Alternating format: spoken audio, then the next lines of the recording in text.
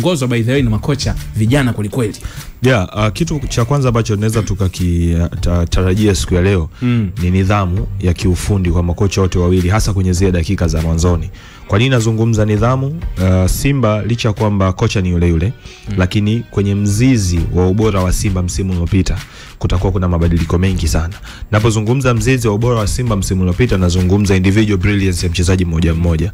Msimu uliopita ilikuwa ni zaidi Mpanzo atafanya nini, Janchaza atafanya nini, labda Mukwala atafanya nini, Ateba atafanya nini kwenye game, labda Fabrice Lambangoma atafanya nini kwenye game. Kwa hiyo msimu huu wameturn out, wanakuja na wachezaji wengine wapya ambao nao pia ukiwatazama kuna kitu ambacho unaona kabisa hawa kuna kitu anaenda kuongeza kwenye huu mchezo wa leo. Badi nafu atamkosa Jonathan Soa ambaye kuna kitu kikubwa sana angekiongeza, lakini waliopo mtu kama Nabi Kamara kuna kitu anaweza akakiongeza, brilliance yake binafsi. Mtu kama Neo Maema anaweza akaongeza individual brilliance yake binafsi. Bado kitu wakina Elim Panzu hapo kwenye team. Kwa hiyo kwangu nikitazama hii game kwa upande wa kama kocha wa Yanga atakuwa anaiangalia Simba na anasema okay, acha nikae kwenye dakika za awali nione Simba anakuja na mpango wa aina gani, kwa sababu tunatarajia kikosi cha kwanza cha Simba kitakuwa kina mabadiliko, meaning Simba hatocheza kama ambavyo alikuwa anacheza msimu uliopita. Kwa hiyo hapo kutakuwa kuna dakika za maangalizi kwa upande wa kocha wa Yanga kwamba okay, nione Simba na nini za hivi sasa. Lakini ukija kuangalia upande wa Young Africans msimu uliopita bezi ya timu yao ilikuwa kwenye eneo la katikati ambako lilikuwa linaundwa na Khalid pamoja na Mudathir, sometimes Khalid na Doka Boya ni whoever ambao watacheza kwenye ile eneo. Leo kutakuwa kuna mabadiliko kwenye ile eneo, meaning kwenye kuunda mashambulizi kwa Young Africans ni lazima kutakuwa kuna mabadiliko makubwa ya namna ambavyo timu inacheza pale ambapo ina mpira na inalifuata lango la mpinzani. Yawezekana kwenye ile eneo akacheza Musa Bala pamoja na Mudathir, akacheza either ni Musa Bala na Doka Boya ama akacheza Doka Boya na Mudathir ama whatever ambao kocha ataamua kuanzisha kwenye ile eneo la katikati. Hawa ni wachezaji wenye karakta tofauti ukilinganisha na karakta ambayo tulishuhudia kwa wachezaji waliokuwepo Young Africans kwenye ile eneo msimu uliopita. Meaning Mwalimu Fadlu Rahman Davis atakuwa akikaa atasema okay, sasa Yanga naamini wanakuja tofauti. Hebu nikae dakika za awali nione kwenye hizo dakika za mwanzoni wanaweza akaja na kitu cha aina gani ama akaja na mpango wa aina gani, hata pia kwenye kikosi wachezaji wao watakuwa wanacheza kwenye muundo wa aina gani. Mimi kwenye zile dakika za mwanzo kutakuwa kuna tension baina ya makocha wote wawili kujaribu kusomana. Lakini sasa kwenye hizi dakika za mwanzoni makocha huwa wanawakabidhi baadhi ya wachezaji michezo kwamba bwana, dakika 15 za kwanza ama 10 za kwanza sisi tutakaba, lakini tukiwa tunakaba wewe bwana Mpanzu, wewe bwana Aua, wewe bwana Mukwala, nyie game hii tunawakabidhi, nyie mtacheza free roll, kwamba popote ambako kutakuwa kuna mpira nendeni. Ikitokea Mpanzu unaweza kupiga chenga watu 4 mpaka 5 piga, ikitokea umefuata nafasi ya kushoot nje ya box shoot. Hapa plani inawategemea zaidi nyie kwenye brilliance yenu binafsi. The same to Young Africans kwamba bwana Pacome, Swini Maxim pia Prince Dube, hii game tunawapa, wakati hao wengine watakuwa wamekaa kwenye kulinda nidhamu. Baada ya hapo sasa, ikitokea ndani ya dakika 10-15 za kwanza ambazo mwalimu amewasoma wapinzani wake, goli limepatikana, good enough kwake. Goli lilikuwa halijapatikana, wanaweza sasa walimu ndo wanaingia sasa okay. Baada ya kumsoma Yanga, baada ya kumsoma Simba, sasa na switch mbinu. Kwa namna ambavyo Wakanda umezungumza kwenye experience ya football, maana yake inawezekana game ya leo ikawa game ya kimbinu sana. Ikawa game ya kimbinu sana. Na mara nyingi sana game ikiwa kimbinu huwa inakuwa kwa ajili ya watu wa football. Sio kwa ajili ya watu. Sio kwa yani entertainment. Watu wategemea kuona game ngumu kwenye kipindi cha kwanza mpaka kwa maana game ngumu sio kwamba labda kwenye mbinu. Kuona game ikichezwa kimipango, kimbinu zaidi. Tegemea kuona game ya mtindo huo kwamba ile free flowing labda upande mmoja kama mechi ya mwisho ambayo tunaona Yanga walikuwa wakienjoy. Tusitegemee kuona kitu kama hicho. Tegemea kuona mbinu nyingi sana. Kwenye zile dakika labda mpaka 30 za kwanza itakuwa ni game fulani ambayo wale entertainers, wale ambao wanapenda mpira wa raha, pasi nyingi, sijui vidude kwenye mpira, hiyo sitegemei, wanaweza sivione. Baada ya hapo sasa, ikitokea dakika 30 mwalimu amesha scout, ameona mpinzani wangu anaingia hivi, ameingia hivi, wanaweza wakaswitch wakatafuta sasa matokeo kwa mbinu zaidi.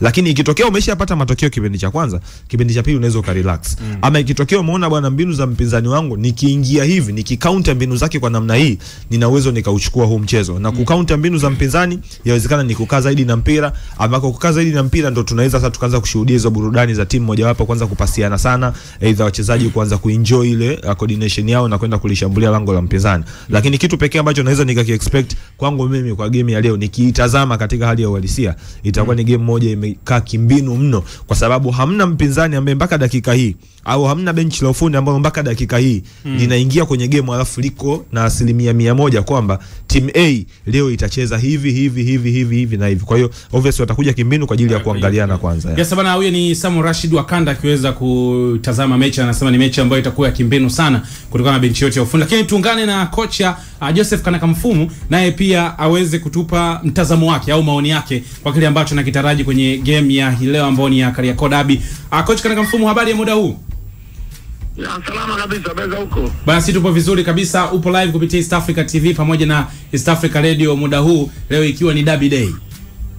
Ya sawa, nashukuru sana. Yes, coach, tension ni kubwa sana kwenda kwenye huu mchezo kwa pande zote mbili. Simba wakiwa wanaonekana wana confidence imerejea licha ya kupoteza michezo mitano mfululizo iliyopita, lakini Young Africans na wao pia wanaonekana bado wapo kwenye confidence wakiwa wanaamini kwamba huu ni mchezo ambao wataenda kushinda kwa mara nyingine tena. Kwa namna ambavyo unaona mazingira, coach Kanaka-Mfumu, unategemea kuiona game ya aina gani katika jicho la kiufundi zaidi hii leo? Ya kwanza hii mechi labda sisi kwa mashabiki na watazamaji inawezekana tukawa na tension zaidi kwa sababu kwa namna moja au nyingine mechi ni ya kulinda heshima kama derby, lakini haina za kupoteza kwa sababu ni mechi ambayo haimpi mtu point 3 zaidi ya kwamba ni kuangalia timu imejiandaa vipi kwa ajili ya msimu ujao. Lakini vile vile Tanzania tuna kuwa na ile derby na heshima yake, lakini kiufundi timu zote zimejimarisha. Simba wamekaa vizuri kambini karibuni takriban zaidi ya wiki 3 walikuwa kambini na kama mwalimu atakuwa amepata timu yake team ya kuanza kwenye mechi mbalimbali ambazo alikuwa anaziangalia, lakini kuelekea mechi kubwa dhidi ya Yanga na the same to Yanga ambao wamesajili wachezaji wengi, lakini ukiangalia katika wachezaji ambao wameondoka wale ambao ni muhimu sio wengi kama walivyoondoka kwa Simba nadhani. Kwa hiyo unakuta Yanga wameziba nafasi kwa wachezaji wachache, lakini Simba wameziba kwa wachezaji karibuni 4 au 5. Sasa ukiangalia jinsi Yanga walivyokuwa na muunganiko dhidi ya Simba, ni kwamba muunganiko wa Yanga unaonekana unaweza kuwa na faida kwa maana moja au nyingine, kwamba mwalimu atachokuja kufanya ni ku take off kutoka pale alipokuwa na kuongeza kitu kingine. Kitu ambacho tumekiona ni kucheza mpira wenye speed. Mpira sasa hivi unahitaji kasi sana. Kuna kitu ambacho nadhani Yanga wanakifanya kwenye uwanja wa mazoezi.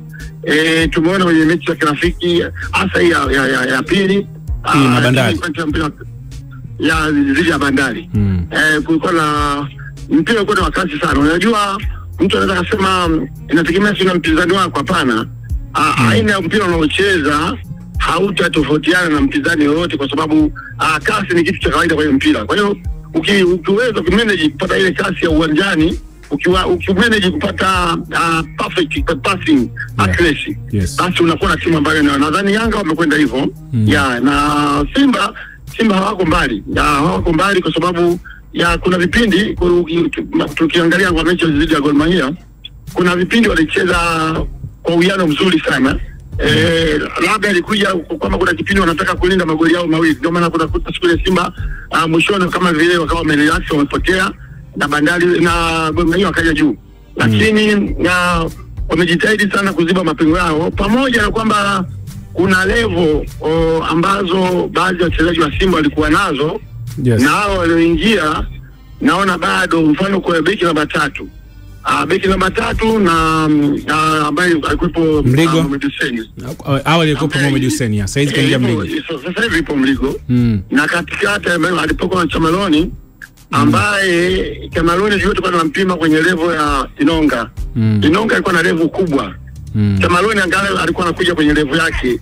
Ameondoka na Chamaloni, amekuja na Luciano De Rook kaingia. Ambaye ndo inaonekana ambaye ni replacement. Lakini kuna tofauti kati ya Chamaloni na huyu kutoka Afrika Kusini. Kwa maana ya ule utimamu wa mwili na aina ya mapambano ambayo Chamaloni alikuwa anayafanya. alikuwa na makosa fulani, lakini mimi si hukumu makosa yake sana, na hukumu kwenye vitu vingi vya vifanya vya uhakika. Kwa hiyo kwa mapengo ya beki naona bado Simba hawajazua sawa kama timu inaweza kacheza. Yes. Kwa hiyo all ni mechi ambayo inakwenda kutupa ufozi, inakwenda kutoa, wanaenda kutoa mechi nzuri kwa sababu ya ushindani uliopo. Na ukiangalia mechi zilizopita Fadlu alipoteza msimu mzima, lakini bahati alionayo Simba ni kwamba bado wanakuwa na Fadlu wakati Yanga wamebadilisha mwalimu. Kwa hiyo Simba wanaweza kuwa na advantage ya kuwa na mwalimu. Akawa anajua mbinu za Yanga, lakini vile vile ukiwa na wachezaji, maana mkisha kwa mwalimu nje, wakishaingia uwanjani wachezaji ndio wanaweza kutafsiri zile mbinu zao. Kwa hiyo ni mechi ambayo nadhani wanaenda kutupa mechi nzuri sana siku ya leo. Na coach, labda swali moja tu la kumaliza kutoka kwako. Kuna swali ambalo nimekuwa nawauliza baadhi ya mashabiki wa Simba na hata baadhi ya wadau. Wewe kwa ambavyo umeangalia maandalizi ya Simba, aina ya usajili, na kuna baadhi ya mapungufu madogo ambao ulikuwa ukiyataja, na umegusa kwamba huu ni mchezo wa heshima. Katika kwenda kuitafuta hiyo heshima kwa Simba ambayo ikapoteza michezo 5 mfululizo. Kwa mazingira yoyote yale, ukiwatazama kwenye ushindani wa hizi timu mbili, unamuona Simba yupo tayari kushindana au kucheza dhidi ya Yanga na kushinda? Uliko malizia mwisho ndo swali muhimu. Kwamba wapo tayari kucheza na Yanga na kushinda. Kwa tayari Simba wako tayari kucheza, kwa sababu hata ingekuwa timu yangu ndogo, ushapangiwa timu basi unakuwa tayari kucheza nao. Kwenye kushinda, na Simba anahitaji kuimprove sana kwenye eneo la mwisho la umaliziaji na kwenye passing accuracy, kwamba tunatengeneza pasi ngapi kwenye lango la wapinzani. Ndio kitu ambacho kwenye mechi ya mwisho Simba walishinda kukifanya, hawakutengeneza nafasi nyingi. Sasa hivi nimeona bado, nadhani Simba hajampata na Barani perfect kabisa ambaye anaweza kupiga pasi nyingi za mwisho. Ngoba alikuwa anapiga pasi nyingi, lakini alikuwa anapiga pasi akiwa mbali. Kupata mtu ambaye anaweza kupiga pasi za mwisho kama alivyokuwa akifanya mfano kwa upande wa Yanga, kina of course wapo Pakome, kina Mudathir, wapo sasa tunaona kina Dumbi anaweza kupiga pasi, ingawa hatuwezi kwa leti na namna hiyo. Kuna takiwa watu ambao wanaweza kupiga pasi washambuliaji wao pasi za mwisho. Sasa kwenye kutengeneza nafasi bado Simba naona hawajafanya hivyo, na bahati mbaya kwenye maandalizi ya Simba walivyoenda Misri hawakupata mechi za ushindani kwa sababu walikuta ligi ya kule Misri ishaanza. Kwa hiyo kupata timu ambazo zinakupa level nzuri ya mazoezi walikuwa wanapata tabu sana kuzipata zile timu. Kwa hiyo bado siyaiona hasa kwa hizo mechi. Kwa hiyo mechi niliona, sikuona kama kuna watu wanaweza kutengeneza nafasi mbele pale, unless otherwise watumie wings kwa ajili ya kupiga krosi, kuangalia wanaweza kufanya nini. Kwa hiyo kama unashindwa kutengeneza nafasi, basi unapa wapinzani wako Yanga kupata kutengeneza nafasi na kushinda. Kwa hiyo kushinda ni jambo lingine, lakini na kutengeneza nafasi ni kitu kingine. Kwa hiyo Simba leo bado wana save kiasi katika kutengeneza nafasi, ambapo Yanga ndio wanatengeneza nafasi, ingawa kwenye mechi na kutengeneza nafasi nyingi sana, lakini unaona kuna watu ambao wanaweza kufanya kazi hiyo. Kwa hiyo wanaposema kushinda, inaweza katokea mtu anaweza kupata faulu akashinda, akajipanga kazuia dakika zote 90 na kashinda goli moja, lakini overall ujumla na unafanya nini kulifikia lengo la mwenzako, ndio unakuta Yanga kidogo kujuu kuliko wenzao Simba. Yes. Coach Kanamfumo, nikushukuru sana kwa namna ambavyo umeweza kushare pamoja na sisi kuelekea mchezo huu wa Kariakoo Derby. Nashukuru sana. Yes, bwana, ni coach Joseph Kanamfumo ambaye ameweza kushare pamoja na sisi kwa kile ambacho anakiona kwenda kwenye mchezo huu wa Kariakoo Derby.